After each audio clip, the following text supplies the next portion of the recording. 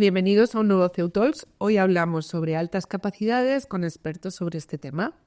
Bienvenidos. Cada uno de vosotros tenéis experiencias distintas sobre el tema de altas capacidades. Sois especialistas en algunos casos del tema, otros los vivís en casa. Y nada, la primera pregunta que queríamos lanzar era ¿qué entendemos por altas capacidades? ¿Qué es esto de las altas capacidades? Pues yo quisiera poner el foco como primer paso en que no se trata de lo que cada uno entiende desde su rol, porque en realidad estamos hablando de un constructo, no de algo físico o de algo genético que podamos delimitar de una forma muy cerrada o muy clara. Y de allí el que también se esté permitiendo o se esté abriendo a distintos puntos de vista, ¿no? Pasa lo mismo cuando hablamos de belleza o de creatividad, ¿no? ¿Qué es exactamente? Por lo que tenemos que hacer un esfuerzo por entender qué es lo que dicen los que llevan mucho tiempo investigando en el tema y cuando hablamos de investigación poner el foco en aquellos que tienen un reconocimiento y una trayectoria internacional, porque son los que de alguna manera consensúan además sus ideas y perspectivas, ¿no? En conclusión, todos los expertos, cuando estamos hablando de Renzulli, de Pfeiffer, de Subotnick, de gente que realmente es importante en este campo, todos confluyen en la misma idea, que estamos hablando de un potencial elevado que la persona, a medida que crece, va transformando progresivamente en talento, es decir, en resultados, en rendimiento, en aquellas áreas en las que tiene alto potencial.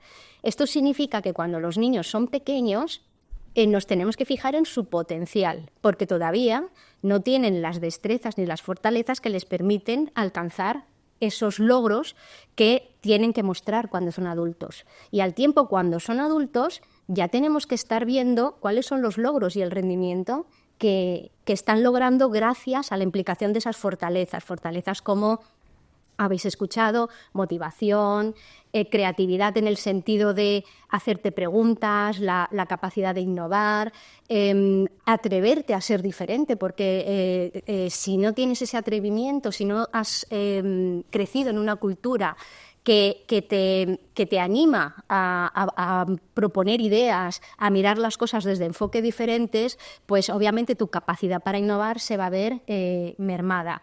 Por eso decimos que cuando el niño es pequeño o está en edad escolar, tenemos que fijarnos en el potencial y crear un contexto educativo, tanto en el centro, en el colegio como en casa, que le permita desarrollar todas esas fortalezas que son las que en la edad adulta le van a permitir mostrar ese potencial en un área de rendimiento que obviamente va a depender de sus intereses, de su personalidad y también en gran medida de la suerte, porque si uno vive en Houston, pues tiene más posibilidades de pues trabajar en la NASA que si vive en un pequeño pueblo, ¿no? Y eso también es, ahí también entra la labor de las administraciones de cómo crean redes de desarrollo del talento que, como todos más o menos sabemos, aunque solo sea por las películas, pues hay países que tienen esas redes de captación del talento como hoy en día las podemos ver en el deporte, ¿no?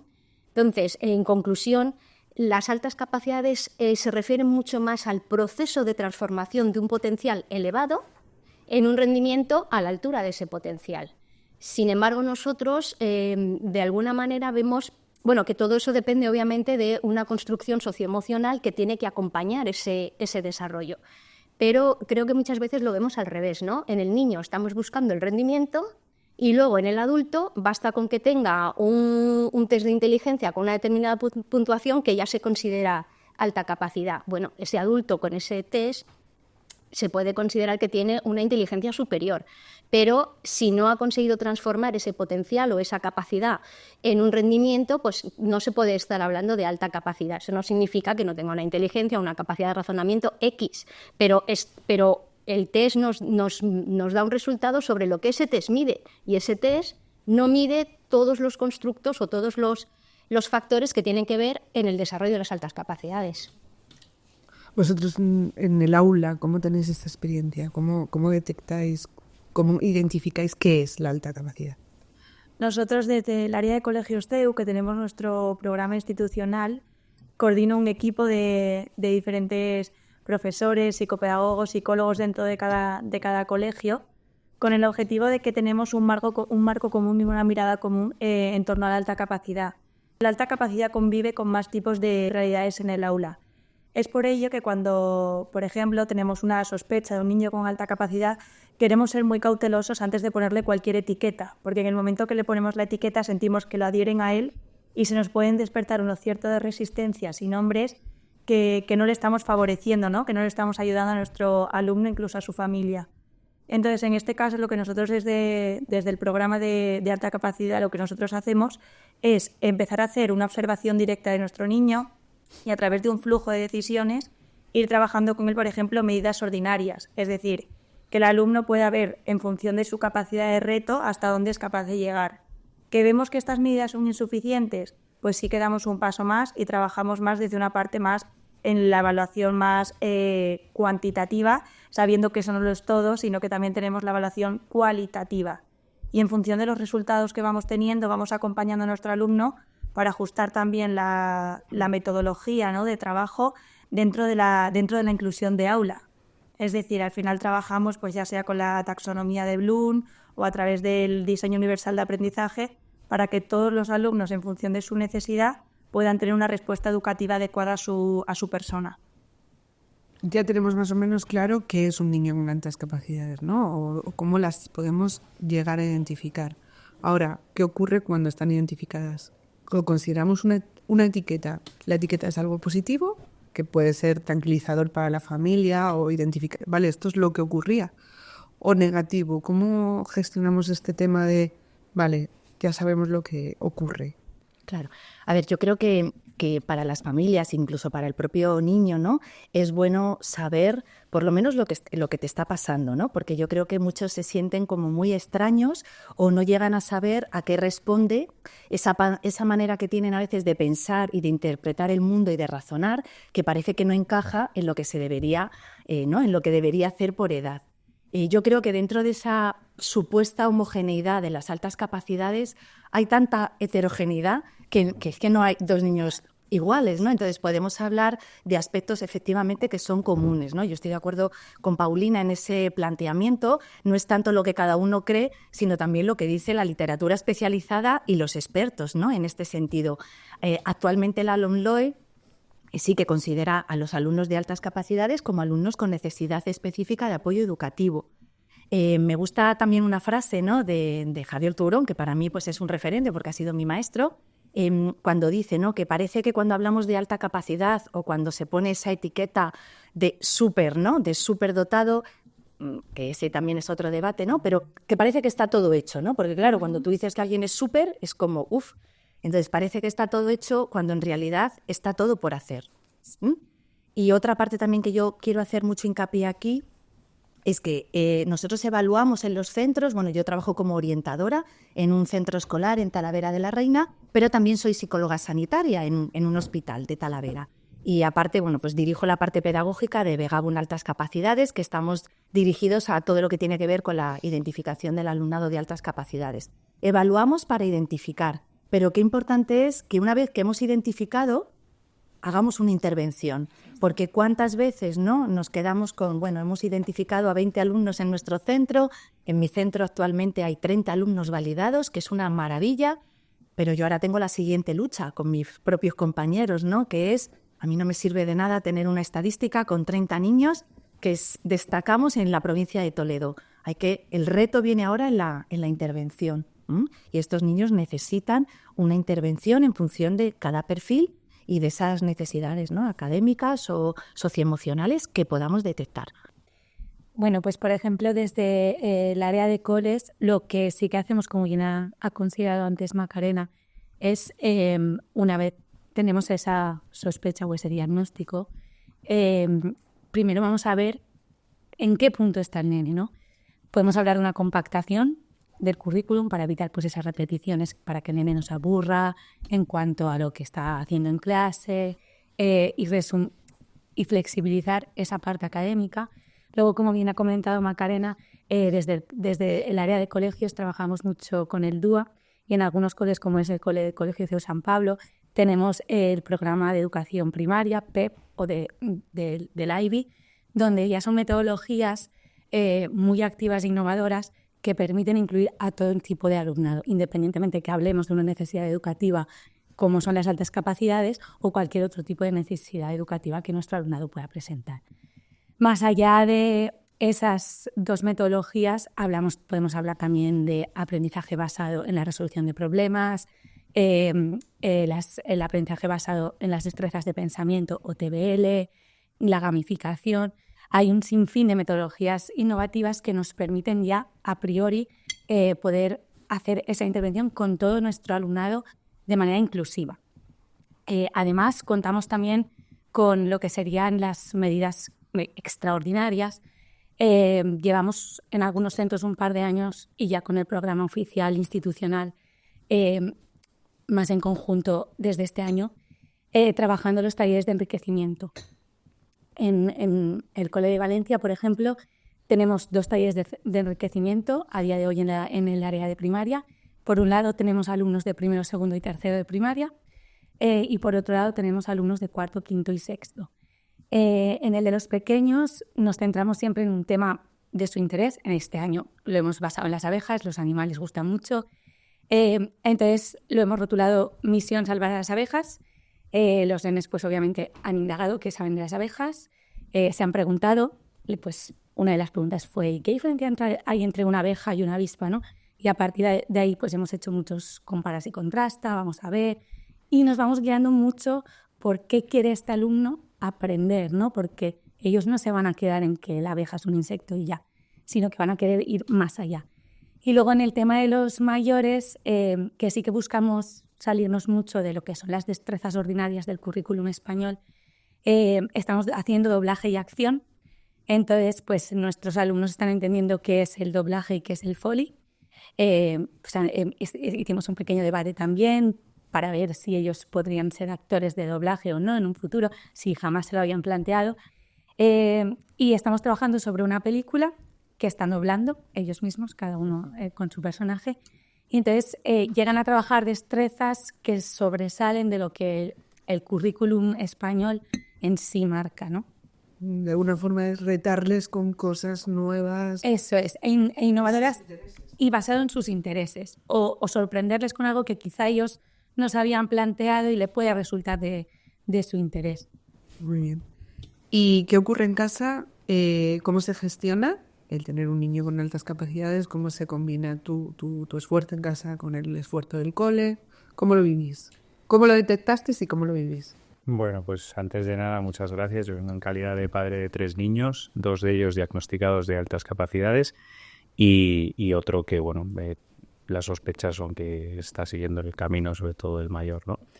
Estábamos antes, o estaba escuchando, que me parece súper interesante todo lo que estáis diciendo, el tema de las etiquetas. Yo creo que la etiqueta a los niños la llevan de serie. Es decir, cuando es algo, por ejemplo, mi hijo mayor es un niño de altas capacidades, pero además con un carácter muy marcado. Entonces, desde que es pequeño, pues él ha sido diferente. Ellos son niños que son diferentes y ellos lo saben. No les vamos a hacer daño por intentar darles conocimiento. Al final el conocimiento es poder, lo que hay que saber decírselo, ¿no? Eso es lo que yo pienso. Yo no detecté a mi hijo o no me planteé jamás que mi hijo tuviese altas capacidades porque en todas las cosas se decía superdotado, ¿no? Y entonces era una cosa como mi hijo es superdotado. No.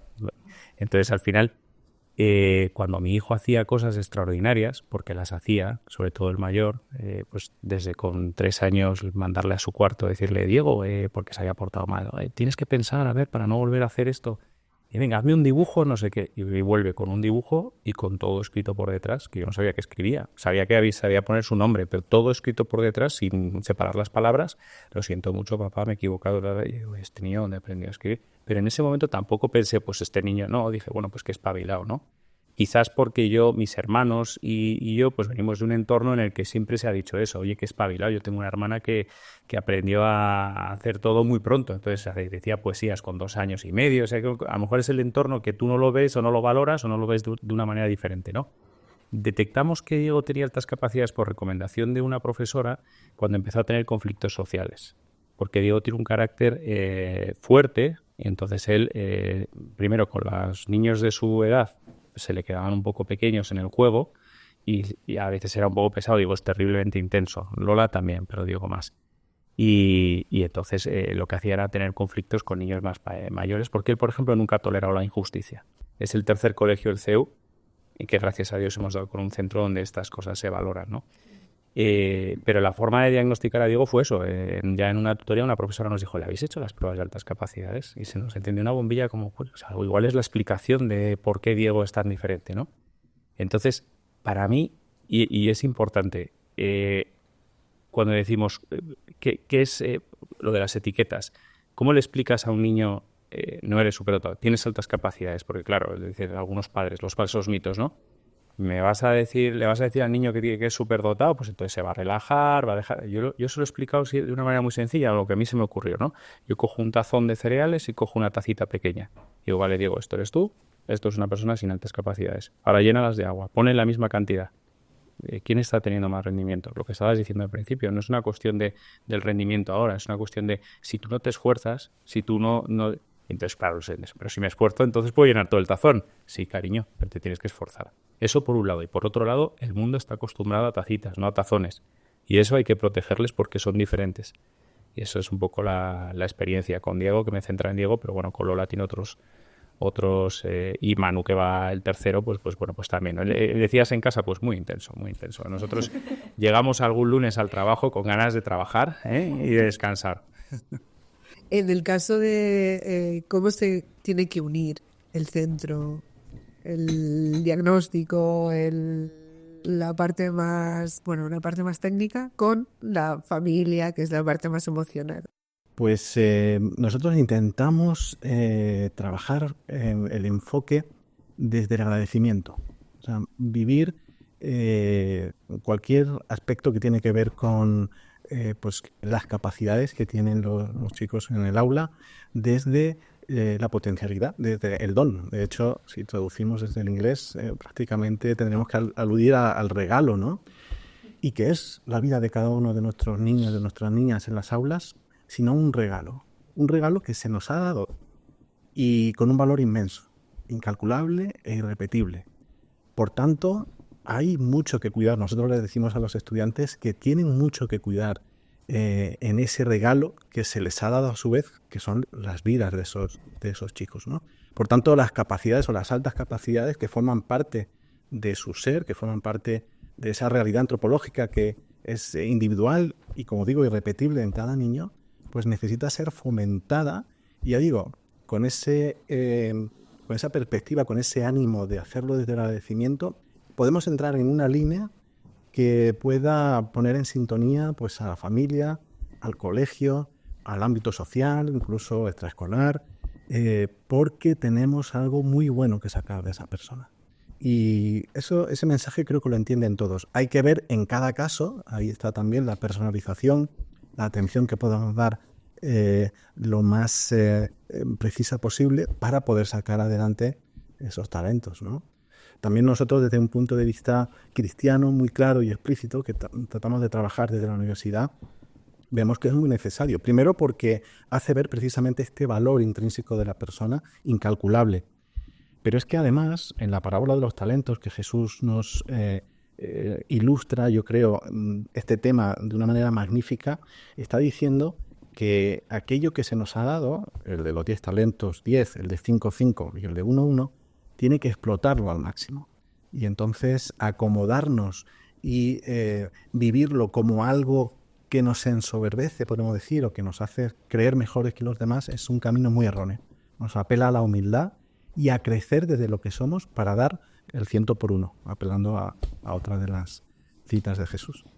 Yo creo que la comunicación con las familias es un punto es clave, primordial. Ya no solo en la posible detección, porque al final son ellos los que en casa pueden ver y nos pueden decir toda la precocidad que su hijo o su hija desarrolla en casa, en su día a día, sino luego en el acompañamiento, como bien ponía el caso Fran, muchas veces a nivel emocional ellos se ven distintos y ellos muchas veces reciben más contentos el diagnóstico que quizá la familia o el profesorado. Porque por fin algunos alguna vez me han dicho, es que ahora sé lo que me pasa, ahora me entiendo, ahora sé por qué mi pregunta estaba fuera de lugar. Entonces, yo creo que la comunicación con la familia es fundamental para poder acompañarlos en todo el proceso. Más allá que luego, obviamente, necesitemos, como hemos dicho ya anteriormente, llevar las adaptaciones o diferentes metodologías para que el nene saque todo su talento y su potencial. Pero creo que trabajar codo a codo con las familias es una labor indudable.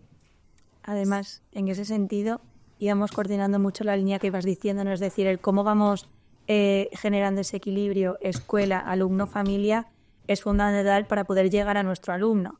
Es decir, si nosotros como profes tenemos esta metodología, vamos trabajando con él, vamos viendo que se adapta, podemos ir generando esa sincronía con la familia y esa red y vamos llegando también a él, lo que vamos consiguiendo es que nuestro alumno, en este caso de alta capacidad, porque es el tema que estamos, pueda tener ese aprendizaje óptimo y también su socialización, que son los dos principales objetivos de lo que vienen al cole, ¿no? Para favorecer ese propio desarrollo y ese poder ser y llegar a ser adulto. Me gustaría, escuchándoos a vosotros, si pudiéramos a veces, creo que nos centramos en ver las cosas desde una tradición o desde un enfoque, una caja, si lo queremos decir de forma más popular, sin reflexionar sobre la propia caja o sobre el propio sistema de valores desde el que estamos viendo una realidad, ¿no?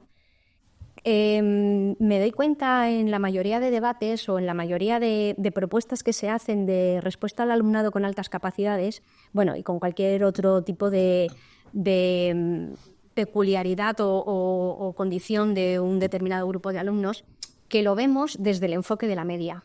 Y nunca nos hemos cuestionado si ese enfoque es el correcto. Es decir, estamos hablando de dificultad de aprendizaje, de por qué una pregunta no era adecuada, de por qué a mí me pasan cosas que a los demás no les pasan, porque estamos asumiendo que hay una media que es la correcta y hay gente que está fuera de esa media. Y en realidad el tema de las altas capacidades responde a una realidad de cómo vemos a los alumnos, cómo organizamos a los alumnos por edad y no por capacidad o nivel de desempeño o desarrollo.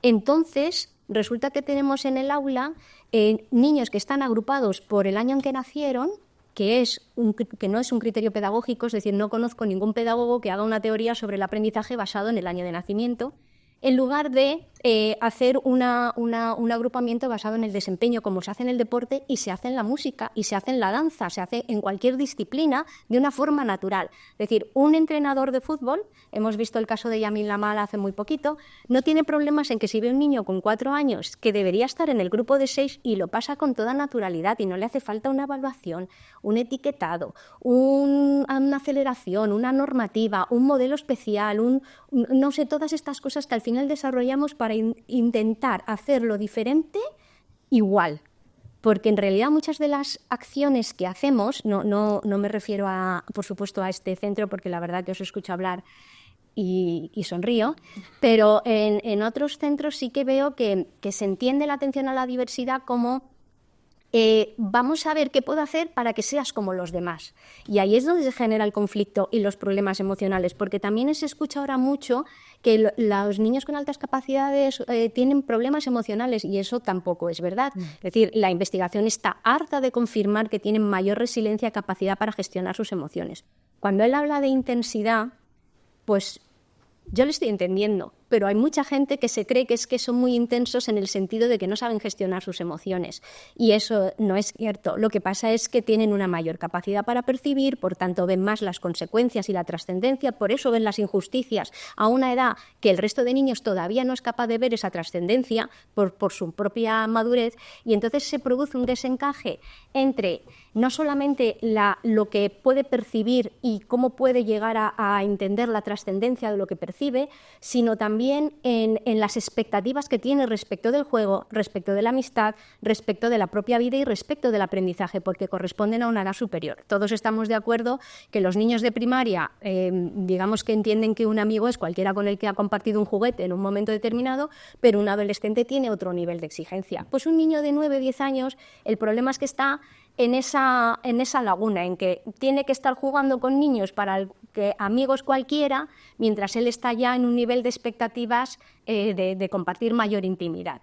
Entonces, el problema no es del niño o el de la niña, es del entorno. Y es allí donde tenemos que poner el foco, en cómo transformamos nuestro entorno y sobre todo nuestra mentalidad y nuestro lenguaje, porque cuando le decimos al niño esta pregunta no es adecuada, ¿qué mensaje le estamos mandando? No es oportuna. ¿Por qué no transformamos el aula en un entorno donde todos los niños se ven animados a preguntar? ¿Por qué nuestro aprendizaje tiene que estar programado y sistematizado y entonces el que se sale un poquito y adelanta temas ya vamos mal? ¿Me entendéis? Sé que es una reflexión que implica, obviamente, un cambio de rol muy grande, un cambio del sistema.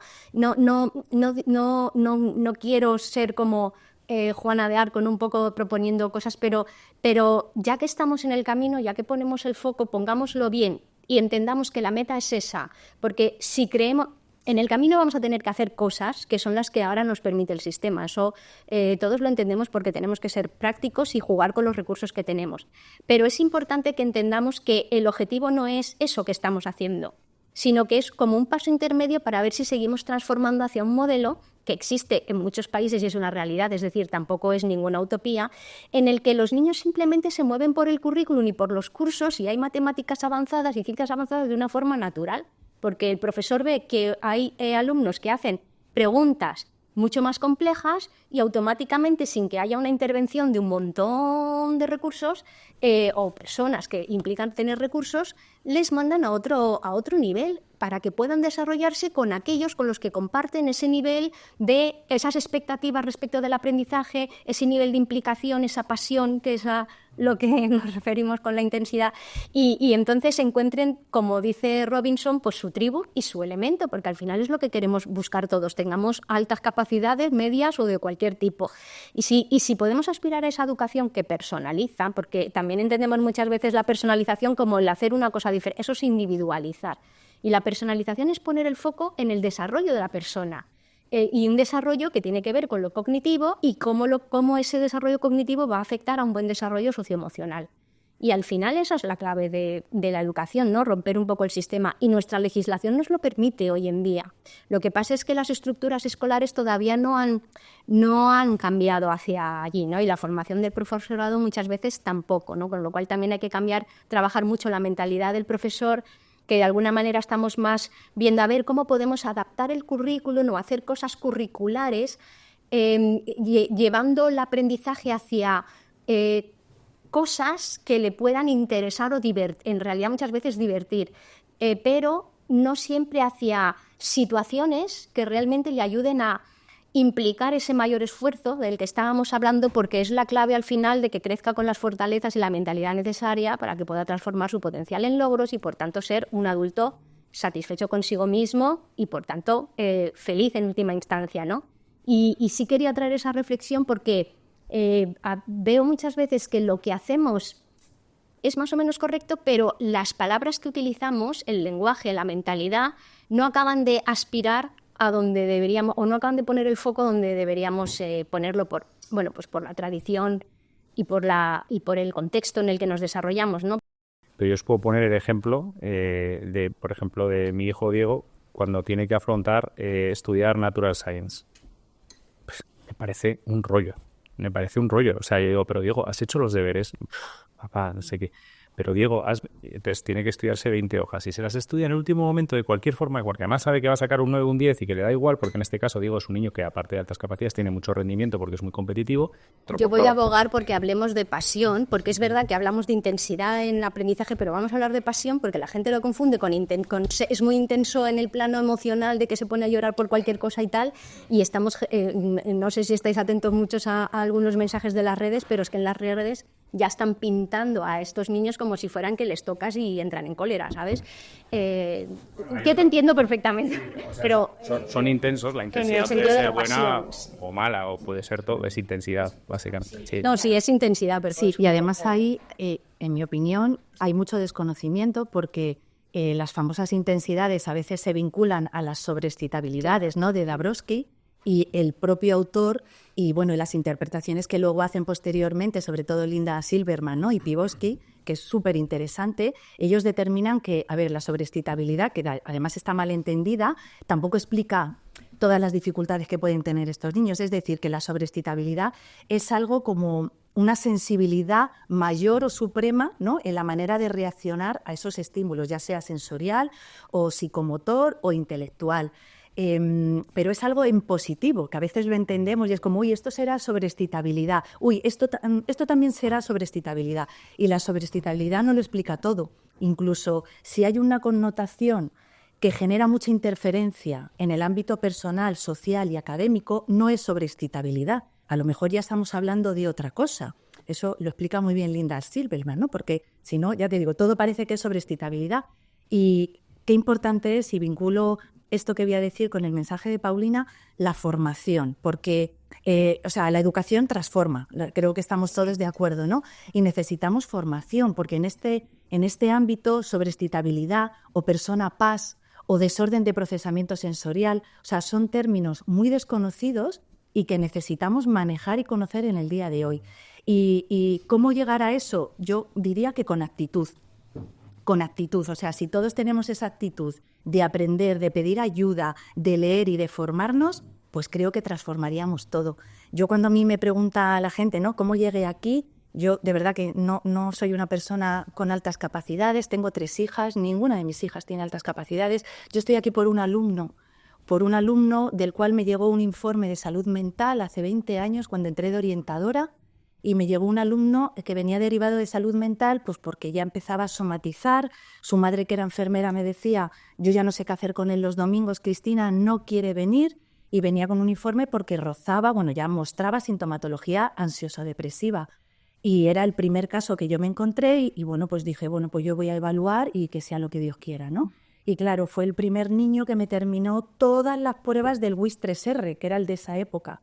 Y yo me acuerdo que me planté frente a la familia y les dije, mira, pues creo que lo que te pasa es que eres un alumno superdotado. Yo en esa época, y pues claro, pues hablaba de lo que conocía y les dije, no tengo ni idea y no sé ni lo que voy a hacer contigo. Es que eres el primer caso que me encuentro. Lo único que quiero decirte es que voy a estar ahí. Que voy a aprender a tu lado y voy a pedir ayuda. Y me voy a formar y voy a ver de quién puedo aprender, voy a leer y te voy a acompañar, es lo que te puedo decir, ¿no? Y este es mi niño cero, su madre es enfermera y cuando mucha gente va allí, que eso también es muy interesante, ¿no? Cuánta identificación también se hace desde los servicios de salud y esta enfermera está muy sensibilizada y lo dice, ¿no? Pues Cristina, mi hijo es su niño cero. Claro, este niño tiene 30 años, ¿no? Y es ingeniero y habla.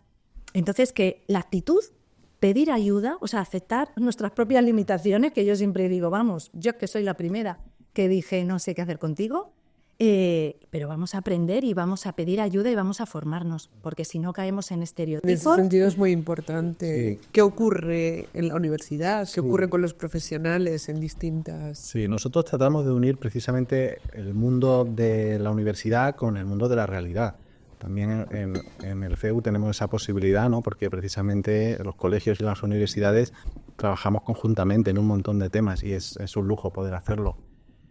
Yo también apelo a mi propia experiencia con alumnos en primaria con alta capacidad, a los cuales le debo mucho. Le debo mucho porque eran muy diferentes. Ahora puedo tener en mente 2, por ejemplo. Uno muy activo y que participaba mucho en clase y que se hacía notar, y otro muy pasivo, que precisamente era todo lo contrario, estaba ahí al final de la clase, que no sabía muy bien. Y de hecho fue una sorpresa cuando nos pusimos a trabajar a ver cómo podíamos levantar su potencial, ¿no? Y precisamente es que tenía un montón. Era cuestión de ir tirando de él y de darle pues las oportunidades para que saque a flote pues todo lo bueno que tenía, ¿no? En este caso fue crear una empresa. Y entonces tuvimos que adaptar un poco, eso sí, pues también es cierto que los maestros de primaria estamos en un aula con muchos niños y hay que compatibilizar la acción docente con muchas necesidades y eso no es fácil. En este caso, pues dentro de un proyecto en el que la empresa de este niño tenía un papel fundamental, pues pudo hacerse, en este caso, notar por lo positivo. El que llamaba demasiado quizá la atención en otros aspectos no tan positivos, pudo enfocar también un poco sus intervenciones. Y por otro lado, también aprendí la capacidad de liderazgo que tienen estos chicos y lo bueno que pueden aportar al resto, ¿no? O sea, que tienen mucho también, si lo hacemos en un marco adecuado, en el que se reconocen las capacidades de todos en la clase, pueden aportar mucho también a los demás. Y eso creo que es una gran oportunidad. Que lo que has dicho es... vuelvo otra vez a lo que había planteado antes y también en relación a lo que ha dicho Fran. Claro, ¿qué pasa? Que nosotros seguimos planteando, seguimos creyendo que ellos aprenden de una manera y necesitan unas cosas, y que un profesor de primaria, como tiene en el aula distintos niños con distintas capacidades, tiene que hacer unas cosas para unos y otras cosas para otros, y eso es imposible casi, ¿no? Yo decía un proyecto en el que participan todos. Sí, no, Si no es imposible. No, sí, por eso digo que te vuelvo a recoger el testigo, como he hecho antes, porque esa es la clave. O sea, estaba, perdona, igual no lo he expresado bien, hablando en lo que generalmente sucede en la cabeza de los profesores, porque yo doy formación a cerca de 500 profesores todos los años y es como el muro con el que siempre me encuentro. Conocemos, es decir, es verdad que nosotros vemos el modelo C, modelo de enriquecimiento para los niños con altas capacidades, etcétera, pero cualquier persona que tenga un bagaje en lo que son los modelos que les llamamos innovadores, pero en realidad son de antes de que la escuela fuera un modelo sistematizado de aprendizaje, que estamos hablando de principios del siglo XX. Antes, la escuela ya era un entorno de aprendizaje multinivel en el que la gente aprendía desde su curiosidad y sus intereses, pero luego se sistematizó para hacer una escuela organizada por edad y con un currículum sistematizado, y esa es la caja en la que ahora estamos intentando atender a la diversidad, y es la caja con la que siempre nos estamos dando, ¿no? El muro con el que siempre nos estamos dando, cuando todo sería mucho más sencillo si olvidáramos la caja, como se suele decir. Entonces, lo que pasa es que entiendo que quiero decir que es un proceso muy largo el destruir o el deconstruir. Depende, ¿no? Es un trabajo más de mentalidad que de acción, porque estamos hablando de ¿qué nos dicen los modelos de enriquecimiento? Vamos a crear situaciones de aprendizaje en el que ponemos al niño en una situación a resolver, implicamos destrezas de pensamiento y luego dejamos que cada uno aborde ese problema desde su perspectiva.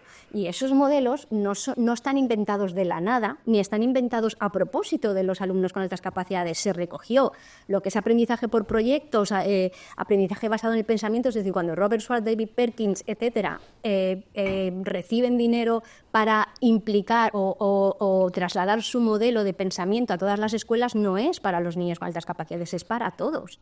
Y hay mucha experiencia también de cómo el trabajar desde un aprendizaje que tiene sentido y significado, no es orientación objetivo, implica destrezas de pensamiento, es mucho más útil también para los alumnos con dificultades, porque cuando hablamos de dificultades, y también lo que has comentado tú de por qué tu hijo le cuesta esa repetición, estamos hablando de dificultad para responder a un modelo auditivo secuencial basado en el aprendizaje descontextualizado, sin un objetivo, y además basado en la memoria y en la mecanización y la repetición, que es el problema que pueden tener los niños con dislexia, los niños Down, los niños con TDA.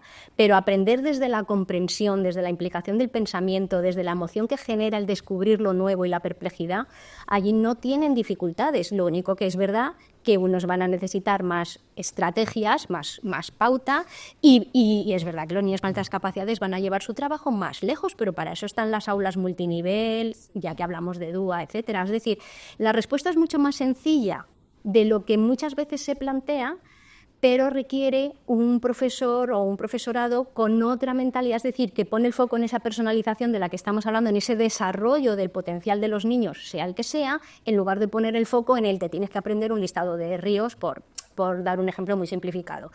Y en cómo el profesor también desarrolla la capacidad para gestionar, porque yo encuentro que muchas veces enfrentamos multinivel del DUA como tengo que hacer el profesor normalmente tiene una lección, diseña actividades o tareas y claro, para él el DUA o el multinivel es hacer muchas diferentes actividades o tareas, se vuelve loco. Son ellos los que tienen que plantear si el profesor en esos modelos piensa más y trabaja menos, porque los que trabajan son los alumnos, ¿no?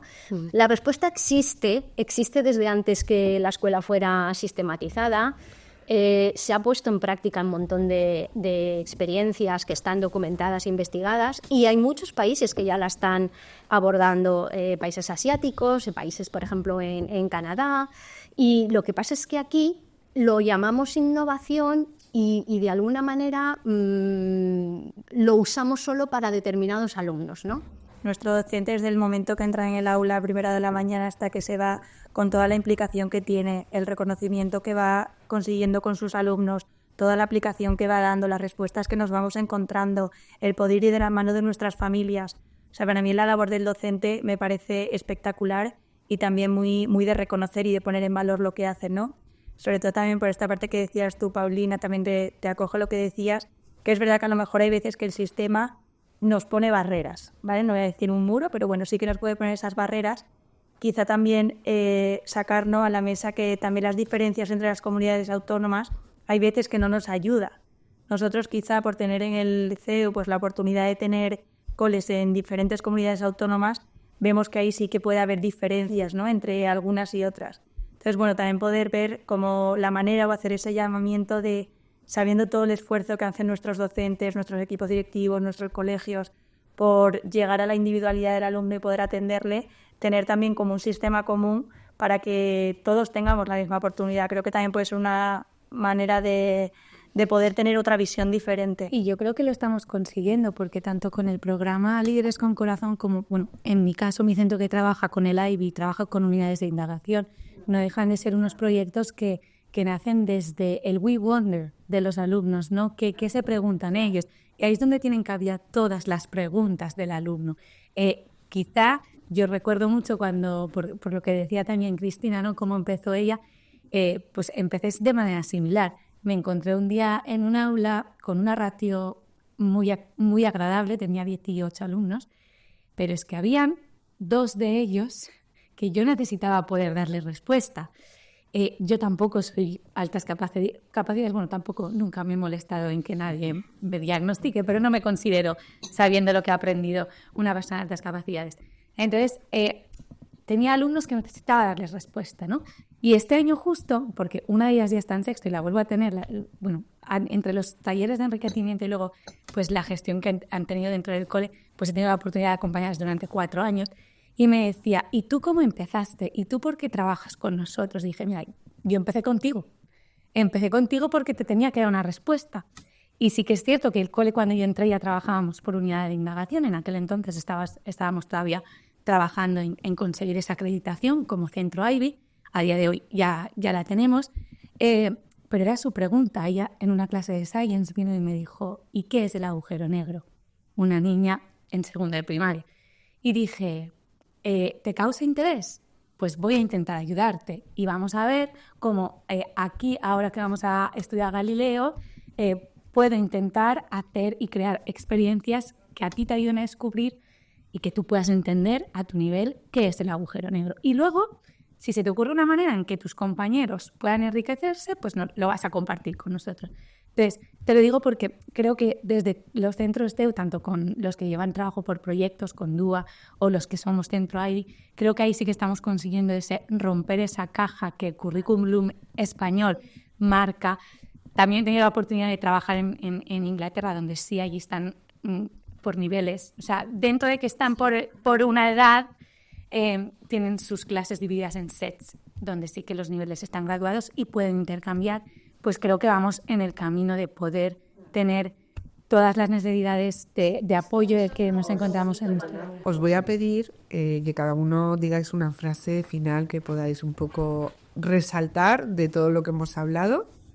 Así que, Paulina. Yo digo muchas veces que estamos convirtiendo lo ordinario en extraordinario, ¿no? Y aquí hay un ejemplo, o habéis dado ejemplos muy, muy bonitos, ¿no? De cómo desde lo natural, desde responder desde tu profesión de docente a lo que el alumno te demanda, eso es lo natural y lo que debería ser ordinario, pues por un tiempo lo hemos convertido en extraordinario, pero sí que creo que es, como decís, ya hay una mentalidad en el que eso se está retomando, volviendo al aula y convirtiéndose en una actividad normal o en un enfoque normal, y eso es lo que nos va a permitir responder Como muchas veces decimos la neurodivergencia, yo muchas veces digo, claro, sí, no es que unos sean neurodivergentes y otros no, todos somos diferentes. Y como todos somos diferentes, tenemos que huir de un modelo para todos y hacer que cada uno construya su propio modelo de aprendizaje.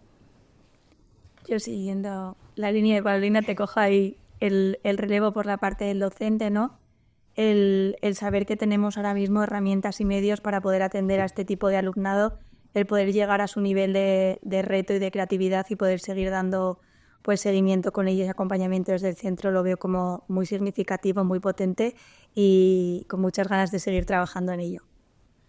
Bueno, yo quiero resaltar, pues para cerrar, ¿no?, la necesidad de formación de todos los docentes para poder, bueno, y profesionales, ¿no?, profesionales de todos los campos, para poder ver a estos dragones ocultos, que ya nos decía Linda Silverman, que hay que creer en dragones para poderlos ver, si no se camuflan hasta desaparecer. Es verdad que yo también tengo una mirada de esperanza, porque la esperanza no la perdemos, pero queda tanto camino por hacer, que en casi todas las comunidades autónomas, ¿no?, el 90% del alumnado, por hacer un cómputo final, ¿no?, esté todavía sin identificar, es algo que nos tiene que interpelar, porque nos queda mucho camino, ¿no? Y cierro con una frase de Julian Stanley que me encanta, que es que ellos nos necesitan hoy, pero nosotros les necesitaremos mañana. Bueno, pues voy a tomar esta última frase que nos ha dicho Cristina como docente. Creo que no dejamos de ser aprendices de su mano.